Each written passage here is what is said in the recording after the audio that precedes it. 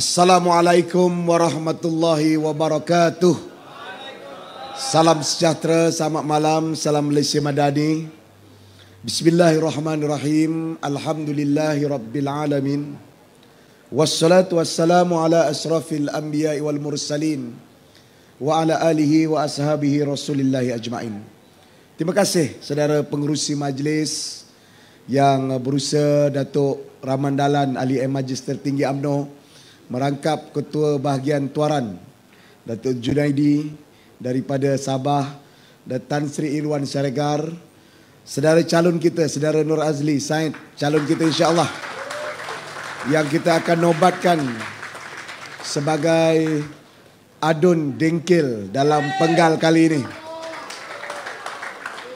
Veteran-veteran kita, Datuk Syarif ada di sini, saudara Syarum, bekas adun dengkil, semua pimpinan-pimpinan Pakatan Harapan dan juga Barisan Nasional, tuan-tuan dan puan-puan yang saya kasih sekalian. Alhamdulillah, saya rasa sangat gembira dapat bersama-sama dan dapat membantu sahabat-sahabat parti-parti perpaduan negeri Selangor demi kesinambungan kepada kemakmuran dan kestabilan negeri kita, negeri yang kita cintai.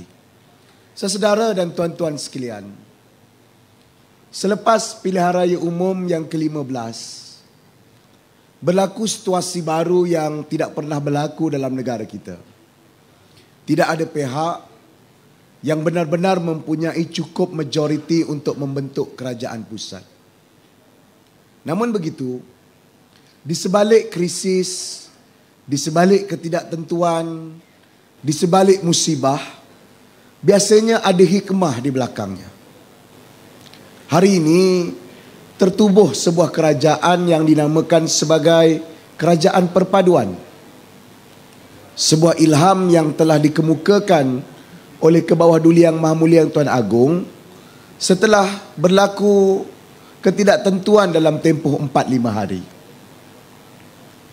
Dan dengan tertubuhnya Kerajaan Perpaduan ini, sebenarnya politik dan kehidupan rakyat Malaysia telah menamatkan satu keadaan ketidakstabilan. Telah menerbitkan satu situasi yang lebih jelas ke mana negara kita nak pergi berbanding daripada tahun 2020 sampai di tahun 2022. Semua masing-masing tahu dan sedar ada berlaku yang dinamakan Sheraton Move. Kami marahlah dengan orang-orang ni, kita panggil pengkhianat. Tetapi akhirnya tindakan yang berasaskan kepada pengkhianatan kepada parti induk ataupun parti yang memenangkan kepada pihak-pihak tertentu, terbentuklah yang namanya Perikatan Nasional. Akhirnya resepi itu tidak membawa kejayaan. Kenapa?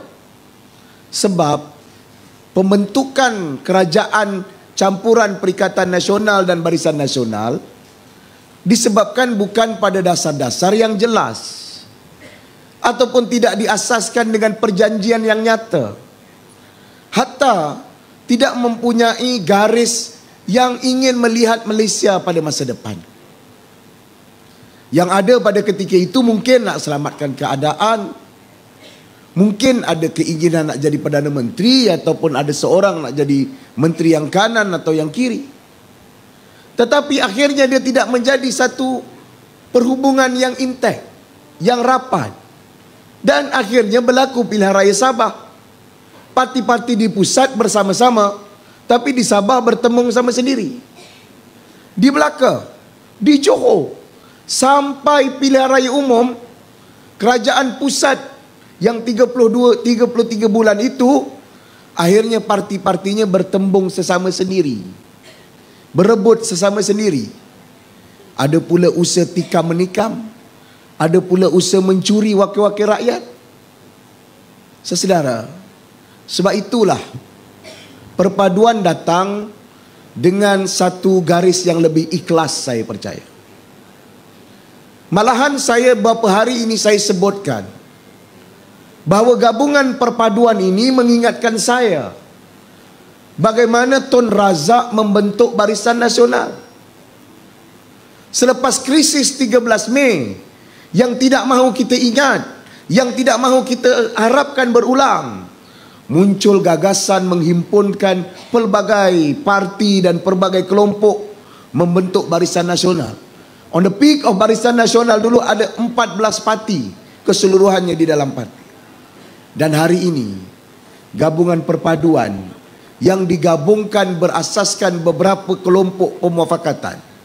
Pakatan Harapan, Barisan Nasional, GPS, GRS, Warisan dan KDM, kesemuanya ada 19 parti, dan ini adalah gabungan terbesar dalam sejarah politik Malaysia, dan kali pertama sejak 2008 menamatkan masalah 2/3 di Parlimen Malaysia. Parlimen Malaysia ada 2/3 pada waktu ini. Justru lahirlah apa yang dikatakan tentang kestabilan. Walaupun perikatan dijemput untuk sertai, mereka bukan menolak dengan baik. Mereka menolak dengan angkuh. Tak cukup menolak di depan Duri Yang Maha Mulia Pertuan Agong, menyatakan kemudian di dalam kenyataan akhbar dengan penuh bangga menolak cadangan itu. Asasnya apa? Tak ada asas. Tuan-tuan, kita nak selamatkan negara. Kita nak pulihkan negara. Pulihkan daripada apa? Pulihkan selepas pandemik COVID-19. Pandemik ini bukan masalah sakit saja. Ia juga menyebabkan kita terkurung. Ia menyebabkan ekonomi tidak dapat berjalan. Daripada masalah kerja, masalah perniagaan, sampai masalah bekalan, terganggu dan tidak mampu dicapai. Dan kita tidak akan boleh pulih kalau rakyat tidak bersatu padu, rakyat terpisah-pisah, rakyat berpecah kerana politik. Sebab itu perpaduan datang di negeri Selangor, di seluruh Malaysia, untuk pastikan rakyat bersatu padu, selamatkan dan pulihkan negeri kita ini dan negara kita ini sama-sama. Kita dengar bahasa Perikatan Nasional sekarang. Apa yang dia ada? Hari-hari pertikai. Sampai orang cakap bukan perikatan, pertikaian. Hari-hari pertikai. Perdana Menteri pergi ke Sabah, dia pertikai. Perdana Menteri ada telekonferensi dengan Erdogan, dia pertikai. Apa yang tak dipertikaikan? Sebab itu saya rasa sangat bersyukur. Sebab apa? Ujian pertama kerajaan perpaduan ini adalah pilihan raya negeri. Dan dalam pilihan raya negeri, alhamdulillah, permufakatan, perbincangan dilakukan. Tidak ada mana-mana dalam kerajaan perpaduan bertembung sesama sendiri dalam pilihan raya di dalam negeri Selangor dan negeri-negeri yang lain. Saudara, sebab itu kita bawakan matlamat dan juga tema kita kesinambungan. Kesinambungan daripada kejayaan-kejayaan yang telah ditempa. Tadi saya dengar, saya setuju pandangan. Siapakah yang bangunkan negeri Selangor sampai jadi negeri maju? Barisan Nasional. Saya tak pernah dispute, saya tak pernah nafi. Memang Barisan Nasional telah majukan. Dan siapa sambung tugas itu? Pakatan Harapan. Dan sekarang kedua-dua elemen yang terbukti bahawa kemajuan di negeri Selangor. Semalam saya dalam satu siri sebutkan bahawa kadar peningkatan sumbangan kepada KDNK ni yang paling besar bukan zaman saya.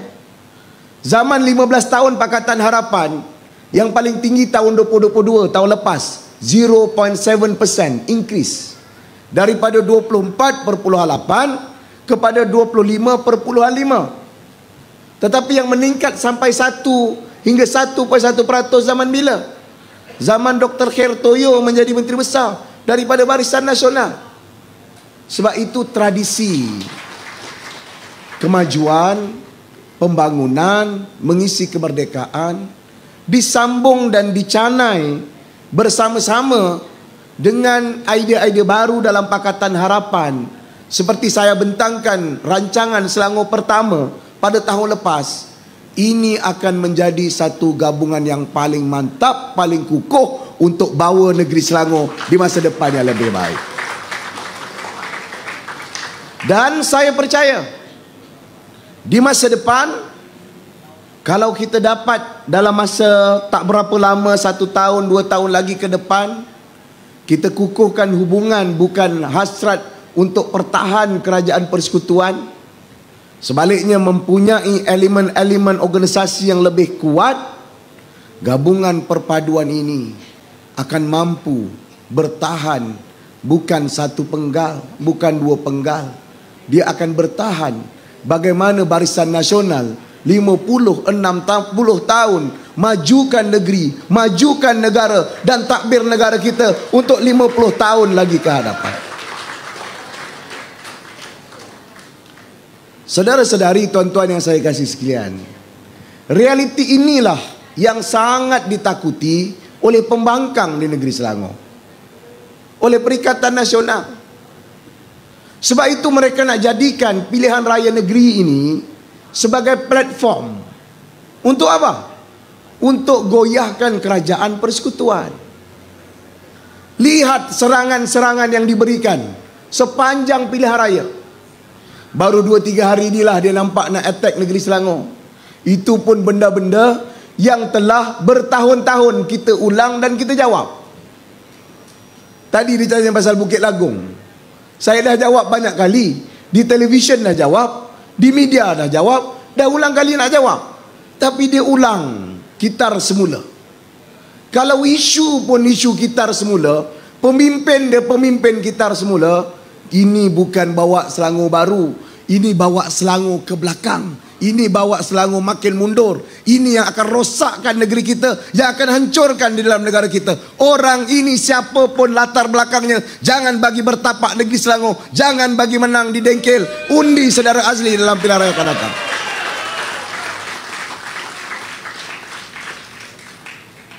Apa benda? Benda dah jawab, benda dah terang. Semua above board, bawa ke majlis mesyuarat. Sebab apa? Sebab dia tahu keadaannya makin terdesak. Dia nak serang tentang pencapaian ekonomi. Awal-awal Azmin tuduh Selangor makin mundur. Saya tunjukkan graf contribution pencapaian ekonomi. Saya tunjukkan pelaburan. Dah saya jawab macam tu, dia kata, jangan angkuh, jangan sombong. Dia tu bukan angkuh, bukan sombong je tuan-tuan. Bodoh sombong. Kita dah cakap, ni, dulu kamu 23.7, paling tinggi yang dapat dibuat oleh kamu 23.7. Saya di tahun 2021 24.8. Tahun lepas 25.5, 1/4 ekonomi dalam negara kita disumbang oleh negeri Selangor. 25 dengan 23 mana satu lebih besar? Mana mundurnya? Mana ke belakangnya? Bila kita jawab, Amiruddin hanya angkuh sombong. Dia tanya soalan, dia attack tu soalan dan attack bodoh sombong. Sebab itu kemudian dia attack lagi. Amir tak boleh spend lah. Amir tak spend. That's why reserve kita sampai 3.4 billion.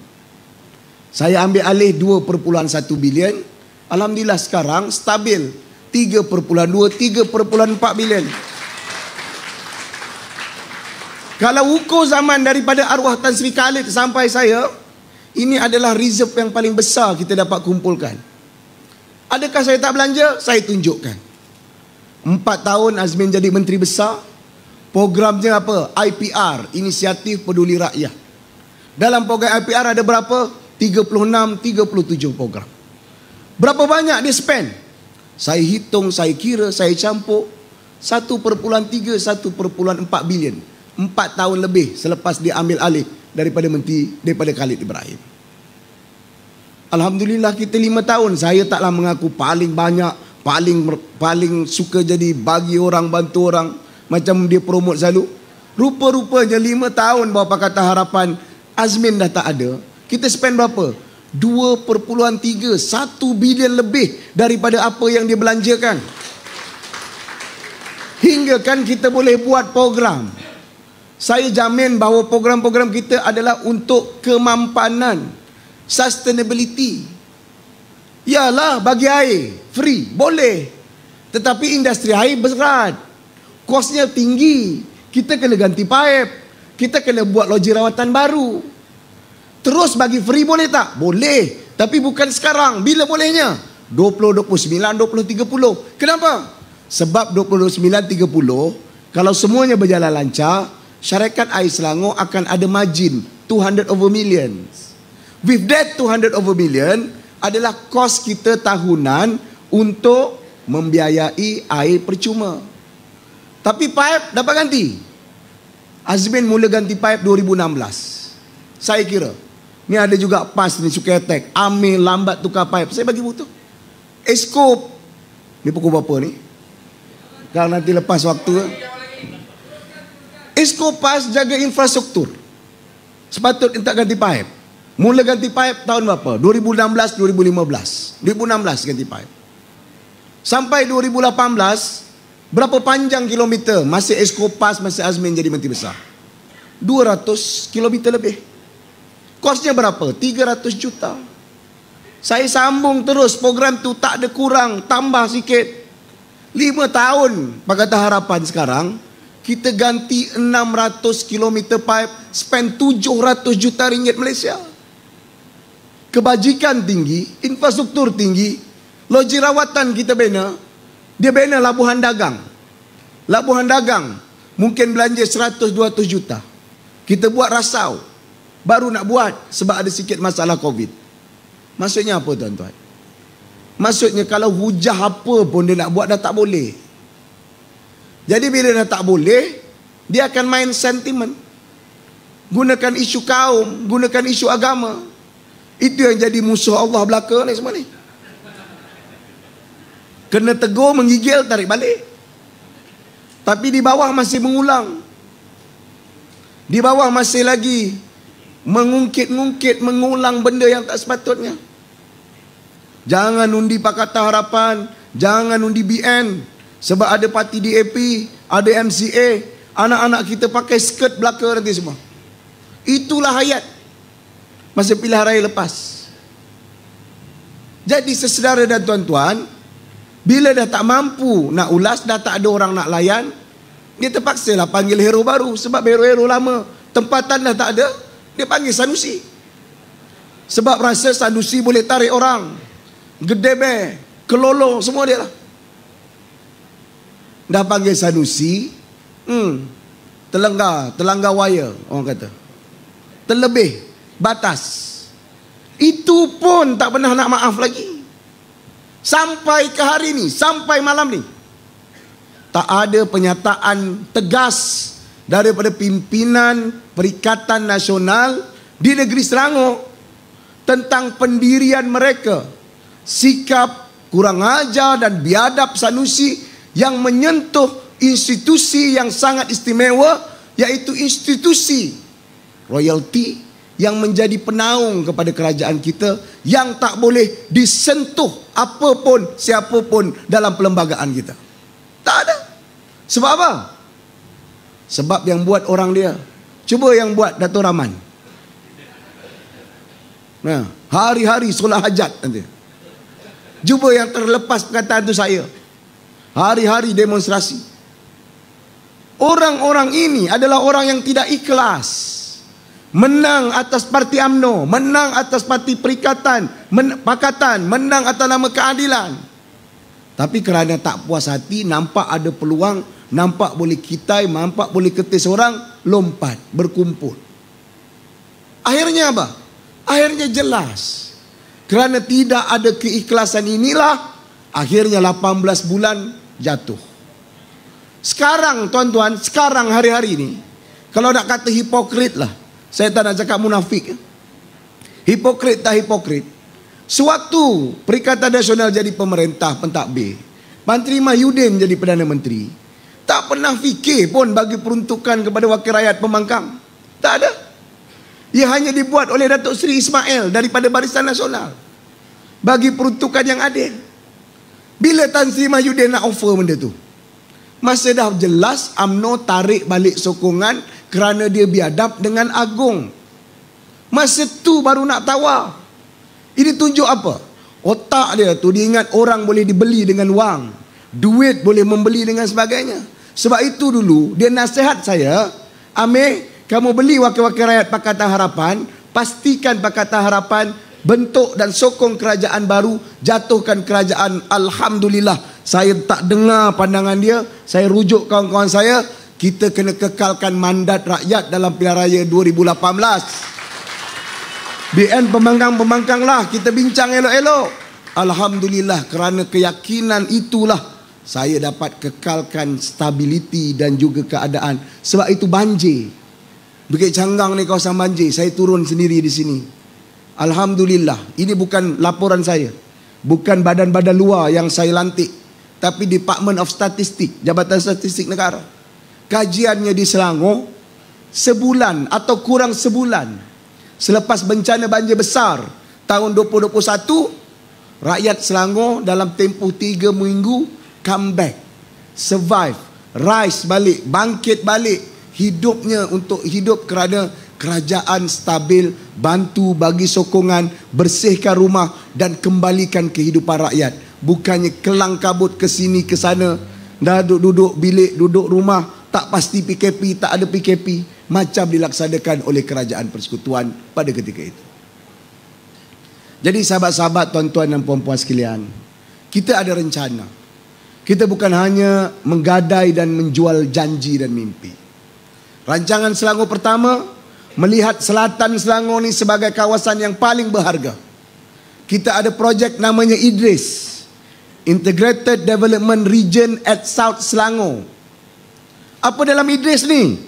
Akan ada pelabuhan ketiga, akan ada kawasan hub logistik, akan ada kawasan perkilangan baru, dan telah buat pun NCT daripada sini. Di Kuala Langat depan sana, kawasan di kawasan sekitar menghimpun syarikat-syarikat penghasilan kertas recycle paling besar dekat Asia Pasifik. Nine Dragon, OG Paper, Nine Dragon number 1 dekat Asia Pasifik, Ginseng nombor 4, nombor 5. Ini semua dibuat kerana plan rancang yang teratur dan continuity. Sebab itu, sila saya tengok tawaran yang dibuat oleh Perikatan Nasional, dia tak fikir macam mana nak selamatkan ekonomi, nak bangunkan ekonomi. Mungkinlah saya salah, mungkin kurang tepat, tapi paling tidak kita nak sambung ni Dengkil Sepang ni dengan Kuala Lumpur. Apa masalah kita? Kita ada highway, kita ada jalan, tapi kereta api kita tak connected. Yang terhubung adalah ERL daripada KLIA. Tapi kalau KLIA kita bawa ke Putra Heights saja, sebenarnya orang Sepang boleh naik kereta api, duduk di Sepang, duduk di kawasan Dengkil, kerja di Kuala Lumpur, kurang 45 minit. Barulah harga hartanah di Sepang meningkat, barulah kualiti hidup masyarakat meningkat, baru orang muda duduk di kawasan-kawasan kita, tak berhijrah dekat kawasan bandar. Dalam rancangan rel kita Selangor, saya nak fikir bawa ke Putra Heights, saya nak fikir bawa ke Tanjung Sepat, dan juga nak bawa ke Sungai Pelik. Sebab di sana ada kawasan-kawasan pelancongan. Macam tu cara nak bangunkan negeri. Bukan kata nak buat pusat pemilihan ekonomi negeri, tapi nak buat apa pun tak ada. Sebab itulah saudara dan tuan-tuan sekalian, selain daripada tawaran-tawaran goodies, jadi macam Santa Claus, nak bagi 2,000, nak bagi 500, bagi 300, apa lagi istimewa? Ini kena jadikan negeri Selangor sebagai super state. Jauh. Sebab itu tuan-tuan dan puan-puan, akhirnya saya tahu sentimen-sentimen yang kerap digunakan untuk melawan kita, sudah pasti dia menyerang rakan kongsi kita di AP untuk menakutkan orang Melayu. Tapi ini pandangan saya lah, yang ikhlas. Orang Melayu di dalam negeri Selangor, demi memastikan kuasa politik itu berterusan, demi memastikan suara mereka didengari dan efisien untuk didengari dan dilaksanakan pandangan-pandangan dan pertahankan kedudukan mereka, kena undi PH, kena undi BN. Kenapa? Sebab gambaran yang saya beri tadi, perpaduan ini akan kekal minimum 1-2 penggal. Kalau ia bertahan dengan lebih kukuh, berbentuk lebih kukuh, dia akan tahan puluh tahun, tuan-tuan. Dan dalam konteks negeri Selangor, saya bukan nak rasa angkuh sombong ataupun melompat terlalu awal. Kita ada 4 hari. Tuan-tuan kena turun semua, jangan tak turun pula. Wah, dah menang dah ni. Saya kira-kira hitung, insya-Allah sampai ke malam ni dia nak claim apa dia claim lah di pihak sana. Saya semak bukan satu agensi, saya semak bukan satu badan survey ataupun pool. Insya-Allah malam ini kita sudah ada simple majority, malah hampir untuk jadi 2/3.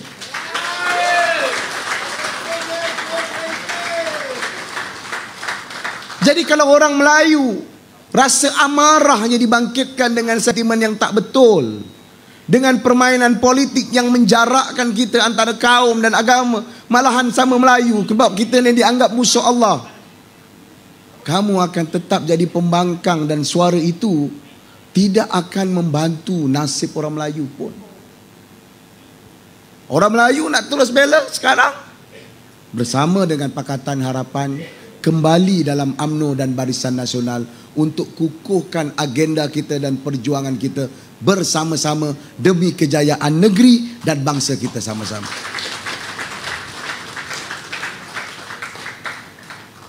Nak kata kita tak ada track record, alhamdulillah ada track record. Nak kata saya khianat, tak ada satu pun yang saya khianat. Nak tak ada, dia tuduh pula kita ada kerjasama dengan syarikat tokey judi. Saya tak pernah telefon tokey judi untuk minta duit. Yang minta siapa? Yang minta siapa? Bukan saya cakap, ustaz dia yang cakap. Ustaz tu belajar mengaji, mengajar mengaji. Terbuka dalam ceramah. Saya memang tak pernah nak minta duit dengan Vincent. Nak buat apa? Kita usahalah dengan ikhtiar kita sendiri. Tapi ini pengakuan Ustaz Zamri. Siapa Ustaz Zamri? Ustaz Zamri ni YDP PAS Tanjung Karang.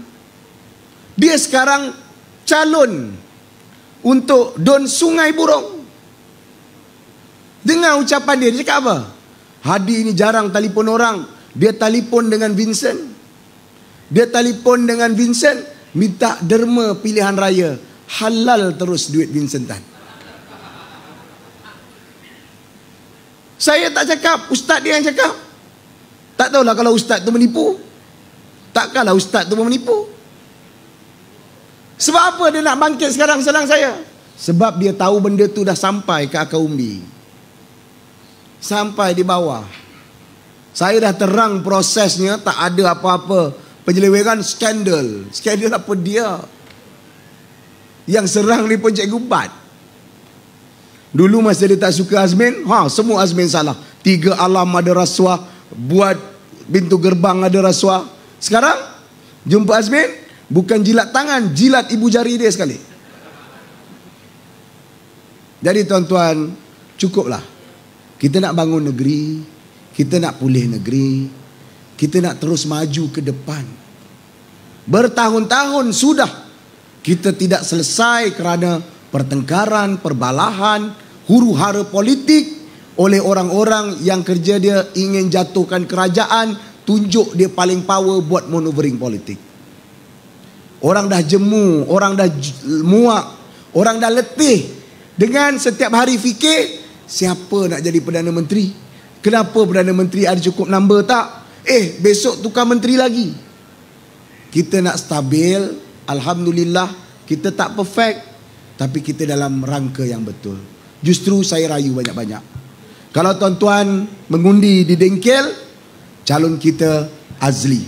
Tuan-tuan mahu saya terus jaga negeri ini, Azli Barisan Nasional. Saya Pakatan Harapan pangkah Barisan Nasional kali ini untuk pastikan kestabilan negeri kita.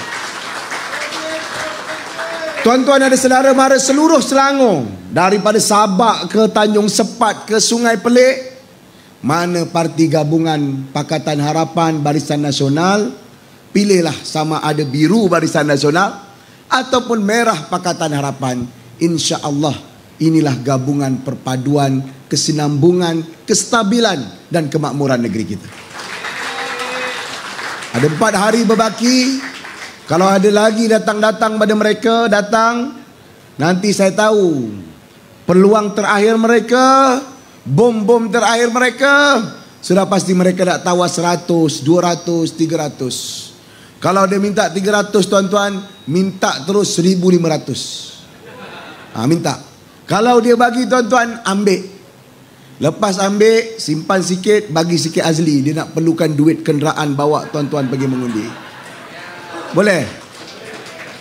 Kalau lepas tu tuan-tuan, terima kasih. Ini mungkin duit sumbangan Vincent. Jadi tak apalah. Sebab kamu dah halalkan, saya pun halalkan undi Barisan Nasional dan Pakatan Harapan. Boleh? Kalau saya sebut perpaduan, tuan-tuan sambut Selangor, boleh? Kalau saya sebut kita, tuan-tuan sambut Selangor, boleh? Perpaduan! Perpaduan, perpaduan, kita. Terima kasih. Sekian. Assalamualaikum warahmatullahi wabarakatuh.